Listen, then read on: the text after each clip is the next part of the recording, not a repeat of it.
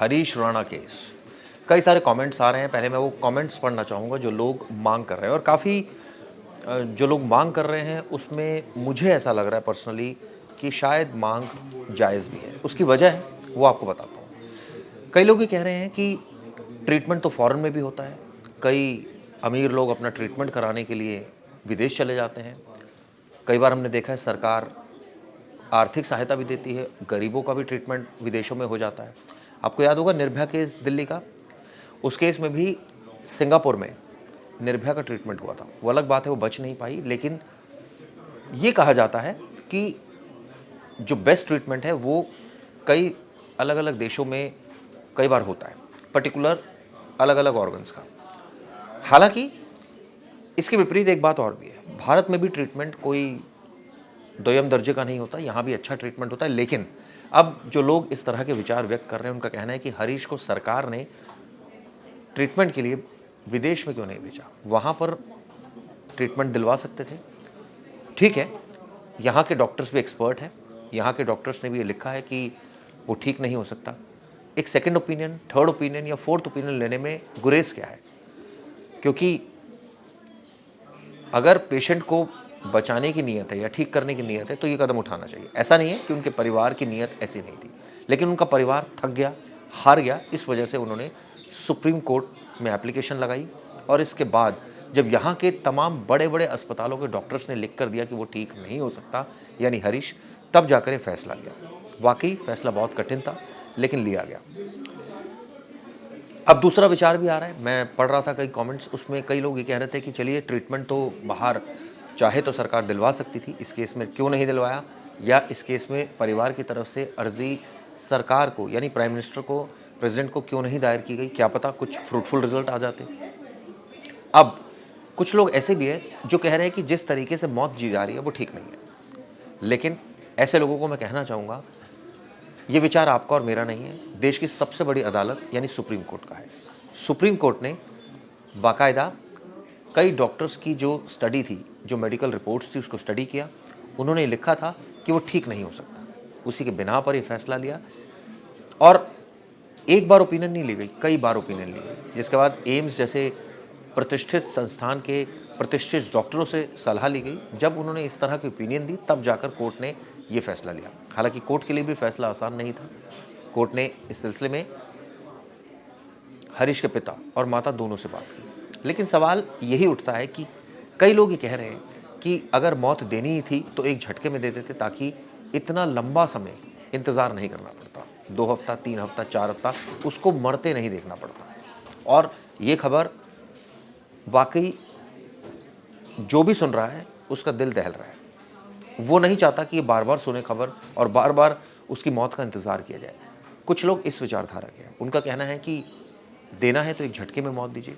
आपको बता दूं, कानून इसको लेकर बहुत स्पष्ट है। भारत में इस तरह से तड़पा कर मौत नहीं दी जा सकती। यहाँ डिग्निफाइड तरीके से मौत दी जाती है और इसी वजह से सुप्रीम कोर्ट ने ये फैसला लिया। सुप्रीम कोर्ट ने कहा कि डिग्निफाइड मैनर में धीरे-धीरे खुराक कम की जाए, दवा कम की जाए और उसके बाद बॉडी में जितनी इम्यूनिटी है वो अपना उसको झेले और उसके बाद शरीर त्याग दे वो।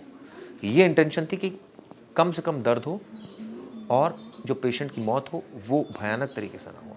ये बात सच है, इसमें वक्त लगता है। ये बात सच है कि इसमें इंतज़ार करना पड़ता है। ये बात सच है, इसमें धैर्य रखना पड़ता है। और ये बात सच है कि इसमें एक दिन में कुछ नहीं हो जाता। यही वजह है कि सिलसिला अभी भी चल रहा है। खैर, इसको लेकर डॉक्टर्स का क्या कहना है? डॉक्टर्स ने इसको लेकर बहुत ही डीपली इस चीज़ को समझाया है और ये बताया है कि किस तरीके से ये प्रोसेस अडॉप्ट किया जा रहा है। एम्स के डॉक्टर का क्या कहना है? इसके अलावा हमने प्राइवेट डॉक्टर से भी बात की थी, उनका क्या कहना है, सुनिए। हरीश राणा मामले को लेकर लगातार अपडेट सामने आ रहे हैं। दरअसल एम्स में जो डॉक्टर्स की टीम उनकी हेल्थ को मॉनिटर कर रही है और इच्छा मृत्यु को लेकर सॉरी, उनके परिवार वालों ने सुप्रीम कोर्ट में अर्जी दाखिल की थी, जिसे सुप्रीम कोर्ट ने स्वीकार कर लिया था। ऐसे में अब किसी भी वक्त हरीश राणा की सांसें थम सकती हैं, क्योंकि बाकायदा डॉक्टर्स की टीम उनको जो इच्छा मृत्यु की जो याचिका थी उसको अमल में ला रही है। किस तरह का ये प्रोसेस होता है, हमारे साथ डॉक्टर पुनीत धवन जुड़ गए हैं, वो बताएंगे। सर, किस तरह से ये प्रोसेस होता है पेशेंट की मेडिकल कंडीशन सबसे पहले देखी जाती है, उसके बाद किस तरह के प्रोसेस अडॉप्ट किया जाता है?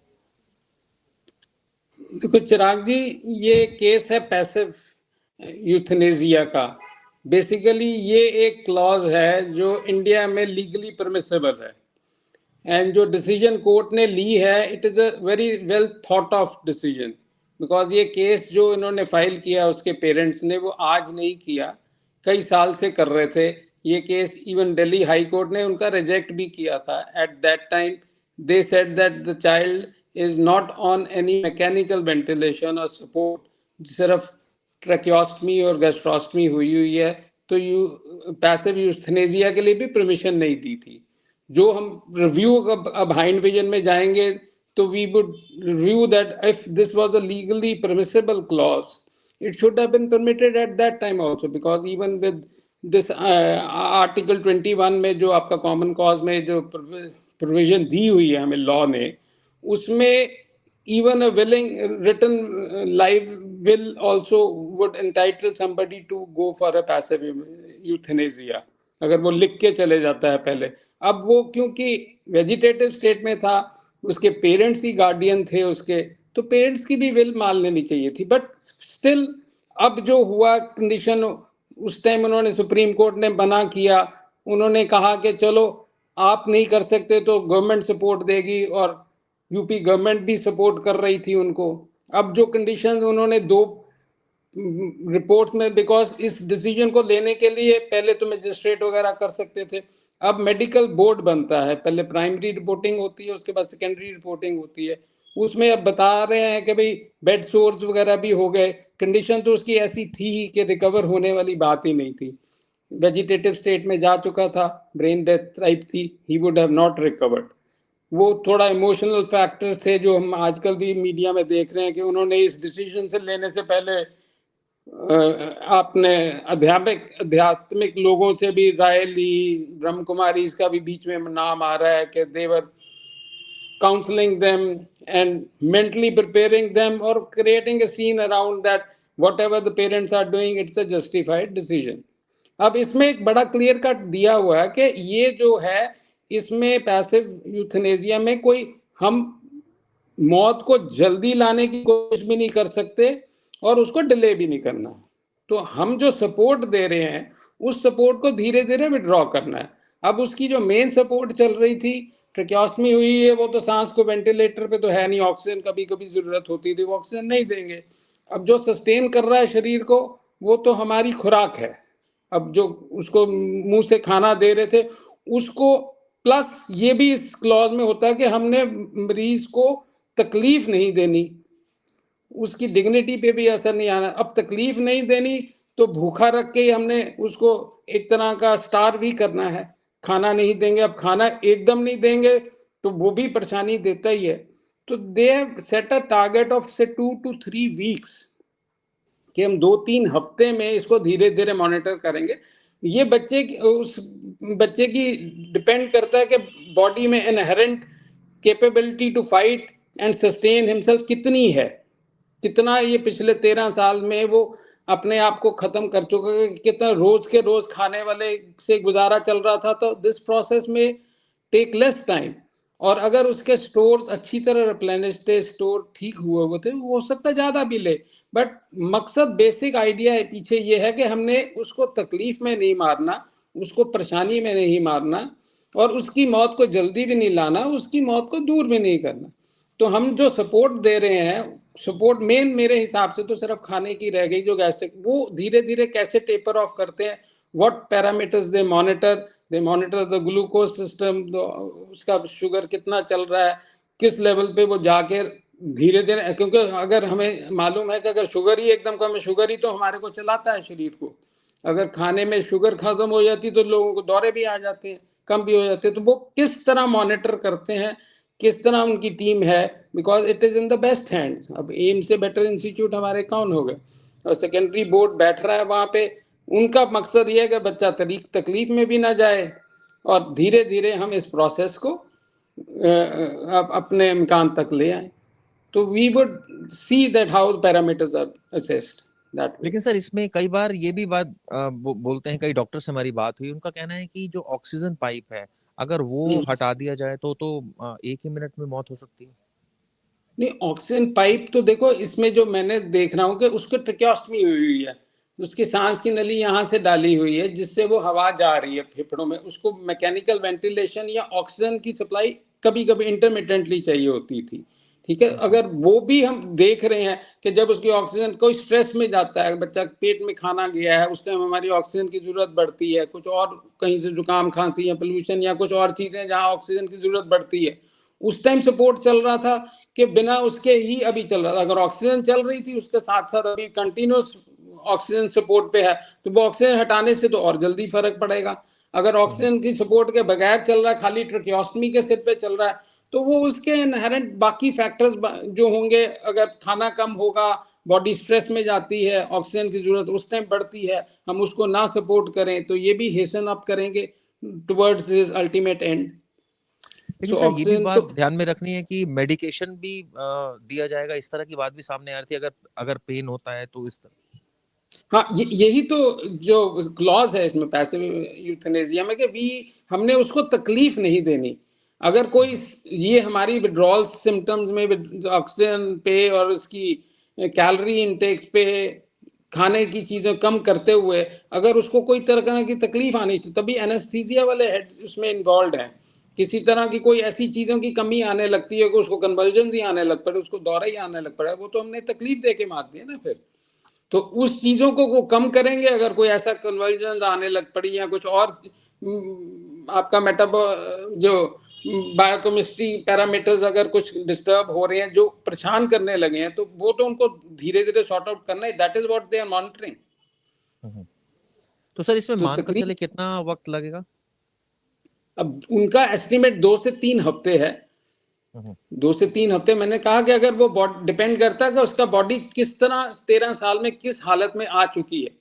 हो सकता है वो 1-2 हफ्ते ना सह सके, हो सकता है 3 का 4 हफ्ते ले ले, कुछ दिन और हम्म। ऊपर हो जाएगा। मतलब ये पैरामीटर तो वंस प्रोसेस स्टार्ट होगा और उसके 2-4 दिनों के पैरामीटर्स जो जो बायोमार्कर सारे सामने आएंगे कि कैसा शुगर उसका लेवल रहता है, कैसे ऑक्सीजन उसकी रहती है, तो वो डिसाइड सर करेगी। एक इस केस में एक चीज जो थोड़ी सी विचित्र लगी और जो सोचने पर जिसने मजबूर किया कि खुद डॉक्टर्स ने भी हाथ खड़े कर दिए कि अब कोई इलाज नहीं है, और अब जो इलाज जो जिस तरह से शरीर चल रहा है वो मशीनों के थ्रू चल रहा है। नहीं नहीं, ये तो देखो जी, डॉक्यूमेंटेड चीज है ना कि अभी एक्सीडेंट्स वगैरह होते हैं जब हमारे आप ऑर्गन डोनेशन के लिए पेशेंट लेते हो, तो एक ब्रेन डेथ जो है डायग्नोज होता है। तो वेजिटेटिव स्टेट में तो ये काफी टाइम से ही है, तभी तो उसके पेरेंट्स कितने साल से ये अपील्स कोर्ट्स में चल रही थी।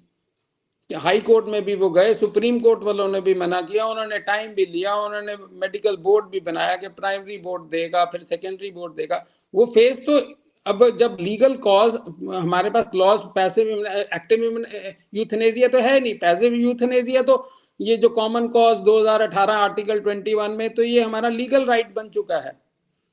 Still we were playing safe, ध्यान रख रहे थे ह्यूमैनिटी से या अपने इमोशनल से या अपने हम रिलीजियस बिलीव्स में कि नहीं ऐसे करना, या वो पेरेंट्स अपने आप इन्वायरमेंट में जैसे वो कर रहे हैं, the way they are putting up things, they also are probably अंदर से उनका कॉन्शियस लगता है कि भी कोई ये ना कह दे कि भी मैं बच्चे के साथ अभी सपोर्ट नहीं कर पा रहा, तभी उन्होंने पेरेंट्स को और आपके जो मजिस्ट्रेट, आपके जो जजेस भी हैं, इन्होंने भी ऐसे डिसीजन नहीं, इन्होंने they had a personal meeting with the parents, उसके भाई, उसकी माँ, उसके बाप, उनके साथ मीटिंग करी उन्होंने, उनसे डिस्कस किया है, तो ये जाके डिसीजन ली है। तो वेजिटेटिव स्टेट में तो है, वो तो सरवाइव तो कर नहीं सकता, रिकवरी तो हो ही नहीं सकती। सर इसको अगर मैं एक दूसरे सेंस में जानना चाहूँ कि अगर एक लेमैन जानना चाहे कि जो स्थिति थी वो शरीर की क्या थी, कि जो अंग चल रहे थे वो बिना मशीनों के चल रहे थे या मशीनों के थ्रू ये ही चल हाँ रहे जी, थे सारे? हाँ, ऐसा होता है ना कि हमारा जो सिस्टम है, नर्वस सिस्टम, ये 2 तरह का चीजें हैं। एक होता है स्पाइनल लेवल, जो ऑटोमेटिकली शरीर, जैसे हमारी धड़कन है। सर आपसे जानना चाहूंगा कि एक लेमैन लैंग्वेज में अगर जानना चाहे तो पेशेंट जो सरवाइव कर रहा है वो क्या मशीनों के जरिए सरवाइव कर रहा है, या ये कहें कि जैसे कई बार कहते हैं ना कि ब्रेन डेड हो जाता है, बाकी अंग चल रहे होते हैं, ये स्थिति है। हाँ, ये हमारा जो नर्वस सिस्टम है ना, आवाज आ रही है अब? हमारा नर्वस सिस्टम दो तरह का है, एक तो वॉलंटरी नर्वस सिस्टम है, एक इनवॉलंटरी ऑटोनोमस नर्वस सिस्टम है। जैसे कुछ जो चीजें हमारी स्पाइनल लेवल पे ऑटोमेटिक मोड पे चल रही होती हैं, जैसे हमारे दिल की धड़कन है, दिल की धड़कन हमेशा हमारे बस में नहीं है, हम कुछ चीजें उसको बढ़ा कम कर सकती हैं, कि जैसे स्ट्रेस में आगे बढ़ गया, वो भी ऑटोनोमिक रिस्पॉन्स होता है। वो सब चीजें हमारी स्पाइनल लेवल पे ऑटोनोमिक नर्वस सिस्टम से चल रही है, वो ऊपर के सिस्टम से नहीं। ऊपर का सिस्टम हमारा कॉन्शियस सिस्टम है, जो हमारी डिसीजन हमारे बस में होती हैं, जो हम अपने बस से अपने तरीके से ले सकते हैं। बाकी जो कुछ ऑटोनोमिक नर्वस सिस्टम है, जो हमारी आंतें और धड़कन, जो दिल की, फेफड़े में सांस लेना, ये एक ऑटोमेटिक चल रहा होता है। तो जब कहीं चोट लगती है, ऊपर के लेवल पे हमारा खत्म हो गया, तो ऑटोनोमिक नर्वस सिस्टम वो धड़कन को, सांस को, पेट की मूवमेंट को वो चला रहा है। और जो हमारा नहीं कर सकते थे, जैसे हम मुंह से नहीं खा सकते थे, सांस नहीं ले सकते, तो वो उन्होंने ट्यूब डाल दी, ट्यूब डाल के उसमें वो टाइम पे खाना डालते जा रहे थे। बाकी आंतें तो अपने मर्जी से चल रही हैं, धड़कन अपने मर्जी, धड़कन को जब तक खुराक मिल रही है, उसको ऑक्सीजन मिल रही है, उसको ग्लूकोज आ रहा है कहीं से खुराक से, तो धड़कन भी अपनी चलती जा रही है, करंट बनते जा रहे हैं। तो ये ऑटोनोमिक नर्वस सिस्टम पे वो जो होता है वो चल रहा होता है, तो इसलिए उसको मैकेनिकल सपोर्ट नहीं थी। और यहाँ से जो ऊपर का सांस की नली जहाँ पे कंट्रोल होता है, वो भी बाईपास करके उन्होंने ट्रेकियोस्टमी डाल दी गई, यहीं से हवा जा रही है, यहीं से निकल रही है। तो इसलिए वो जी चीजें सर, हमसे बात करने के सर शुक्रिया आपका। Thank you. सो मैं कोर्ट की डायरेक्शन से पहले अपने आप को इंट्रोड्यूस कराते हुए बताना चाहती हूँ कि मैं एक पैलेटिव केयर फिजिशियन हूँ। और पैलेटिव केयर फिजिशियन जो होता है वो पेशेंट को, किसी भी स्टेज में पेशेंट आए उसको कंफर्टेबल बनाने का उसका काम होता है, कंफर्ट केयर देने का, चाहे वो अर्ली स्टेज हो चाहे लेट स्टेज हो। अब इस केस में ये एडवांस स्टेज है जहाँ पे ऐसा लगता है कि एंड इनएविटेबल है, मीन्स उसका एंड आएगा ही। ऐसी स्टेज में हमने जो 3 डिकेड्स में प्रैक्टिस की है, जहाँ पे एंड इनएविटेबल होता है, जहाँ पे हमको लगता है कि अब पेशेंट को सरवाइव नहीं किया जा सकता और कोई सी भी चीज़ करें पेशेंट सरवाइव नहीं करेगा, तो हम उसमें कोई ऐसा वर्ड यूज़ नहीं करते। हमारे हर एफर्ट होता है, उसमें कोई यूथेनेसिया वर्ड नहीं होता, बल्कि एक अच्छा पैलेटिव केयर फिजिशियन होता है, वो हर संभव कोशिश करता है कि वो उसका एंड को प्रोलॉन्ग नहीं करे, कोई सा भी सपोर्ट देके जो हम एंड प्रोलॉन्ग करते हैं वो नहीं हो, और उसकी डेथ को हैसन नहीं करे दवाइयाँ देके। जो यूथेनेसिया होता है, जिसमें एक्टिव यूथेनेसिया होता है, उसमें ऐसा होता है कि हम डेलिबरेटली मेडिसिन देके एंड को हैसन करते हैं, वो पैलेटिव केयर नहीं करता। पैलेटिव केयर और यूथेनेसिया 2 अलग अलग टर्म्स हैं। सो एज सच अगर ऐसी सिचुएशन आती है जहाँ पे एंड इनएविटेबल होता है, जैसा इस बच्चे के अंदर है, तो हमको उसको टिल द एंड ऐसा करना चाहिए कि जिससे कि उसको सपोर्ट मिलता रहे। अब उसको सपोर्ट देने के बाद पेरेंट्स 13 साल तक परेशान हो गए, तो ऐसी सिचुएशन में गवर्नमेंट ऑफ इंडिया की गाइडलाइंस है विदहोल्ड और विड्रॉल की, उसको फॉलो करना चाहिए। विदहोल्ड और विड्रॉल में यह है कि या तो हम दे ही ना सपोर्ट, और विड्रॉल मतलब जो सपोर्ट दे रहे हैं उसको विड्रॉ कर लें। तो उसके लिए एक स्पेसिफिक प्रोटोकॉल बना हुआ है, वो फॉलो करना चाहिए। और जब ये प्रोटोकॉल भी फॉलो हो गया, दिस मीन्स अगर हमारे पास कोर्ट का वर्डिक्ट आ गया, मीन्स ये प्रोटोकॉल भी फॉलो हो गया, प्रोटोकॉल डायरेक्शन दिया है, तो अब हमारा ये कर्तव्य होता है कि हम उसको फॉलो करें और धीरे धीरे इसको विड्रॉ करें।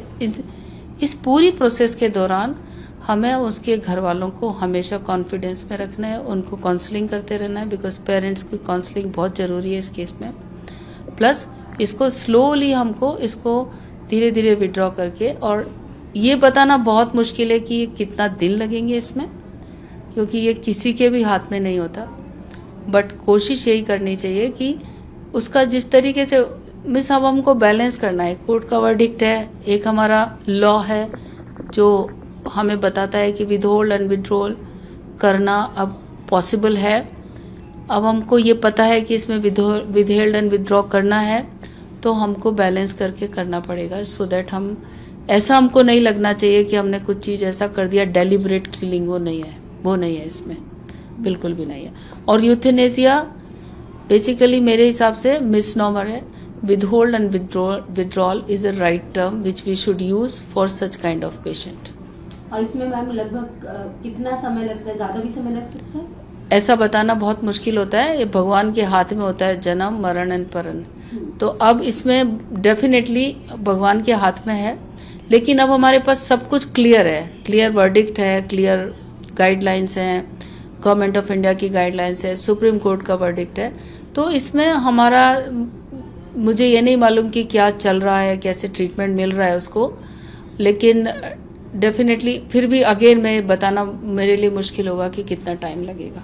मैम इस तरह के पेशेंट्स जिसमें परिवार जो है पूरी तरह से बिखर जाता है और जिनको इसकी ज़रूरत होती है, कितने केसेस आपके पास आते होंगे? ऐसा वाला जो केस है वो बहुत रेयरली आता है, लेकिन डेफिनेटली जिस ब्रांच में हम काम करते हैं, एंड स्टेज डिजीजेज जो होती हैं, जैसे कैंसर है, एंड स्टेज किडनी डिजीज़ है, एंड स्टेज लंग डिजीज़ है, एंड स्टेज हार्ट डिजीज़ है, ऐसे बहुत सारे केसेस हम देखते हैं और सिमिलर गाइडलाइंस फॉलो करते हैं. सबसे बेस्ट जो एंड ऑफ केयर पॉलिसी, जो end of life care policy जो हमने एम्स में बनाई थी, उसमें उसको बहुत सिंप्लीफाइड किया था हमने, जिसमें हमें पता चलता है कि अब हमारा कुछ भी करें अगर पेशेंट को क्योर का, तो वो फ्यूटाइल है या उसका कोई पेशेंट को कुछ फ़ायदा नहीं होगा. तो हम 2-3 डॉक्टर्स बैठ के डिसाइड करते थे कि हमको गोल्स हमारे क्योर की बजाय कंफर्ट केयर होना चाहिए. हम सब बैठ के डिसाइड करते थे. फिर उसके बाद हम लोग घर वालों से स्टार्ट करते थे बात करना. घर वाले भी जब ये चीज़ समझ जाते थे कि कंफर्ट केयर ही हमें ऑप्ट करनी चाहिए, और जब तक वो समझते नहीं थे तब तक हम उसका क्योर जो भी ट्रीटमेंट था वो कंटिन्यू रखते थे. जब हम सब एक पेज पे आ जाते थे कि मेडिकल फ्रेटर्निटी एंड घर वाले सब एक पेज पे हैं, तो उसको डॉक्यूमेंट करते थे और धीरे धीरे क्योर बंद करके और केवल कंफर्ट केयर पे जाते थे. और कंफर्ट केयर जब तक पेशेंट का अपने आप नेचुरल डेथ नहीं हो जाए कंटिन्यू रखते हैं. ठीक है. So palliative care never desert any patient. हम इसमें हरीश राणा को भी बिल्कुल भी डेजर्ट नहीं कर रहे हैं. हम केवल उसको कंफर्ट दे रहे हैं टिल द एंड, जब तक कि उसका नेचुरल एंड नहीं आ जाता. और खाली हरीश राणा को नहीं होता, पैलिएटिव केयर में पूरे सारे घर वाले भी इंक्लूडेड होते हैं, जिसमें उनको कांस्टेंट बिकॉज ये जो क्षण होता है वो घर वालों के लिए बहुत आसान नहीं होता. जब तक कि डॉक्टर उनको कांस्टेंट कम्युनिकेशन नहीं करता रहेगा, तब तक उनको कई बार बहुत सारे दिमाग में सवाल आते रहेंगे. तो एक अच्छा जो पैलिएटिव केयर फिजिशियन होगा वो घर वालों को कॉन्फिडेंस में लेके और इसको कंफर्ट केयर देके, ताकि उसका डिग्निफाइड एंड हो सके. मैम ये जो यूथनेशिया है ये कई सारी कंट्रीज में होता है, लेकिन अभी भारत में अलाउड नहीं है. ऐसे में आप क्या मैसेज देना चाहेंगी? अगर हम हरीश का केस ही हो, ऐसे कई सारे केसेस हैं, तो ये जो कोर्ट की हियरिंग आई है ये कितनी ज़रूरी हो जाती है? देखो, यूथनेशिया किसी कंट्री, कई सारे कंट्रीज़ में और इंडिया में नहीं है, उसका तो मैं जवाब नहीं देना चाहूँगी. बट इंडिया में अगर हम हर हॉस्पिटल में एक अच्छा पैलिएटिव केयर डिपार्टमेंट बनाएं और एक अच्छा पैलिएटिव केयर सेंटर रखें हर तो ऐसी सिचुएशन नहीं आएगी. ये सिचुएशन जब आती है जब लोगों को मालूम नहीं होता कि अल्टीमेटली पेशेंट जिसका एंड इनएविटेबल है, तो उसको हैंडल कैसे करना है. गुड पैलिएटिव केयर डिपार्टमेंट जहाँ होगा ऑटोमेटिकली ऐसे.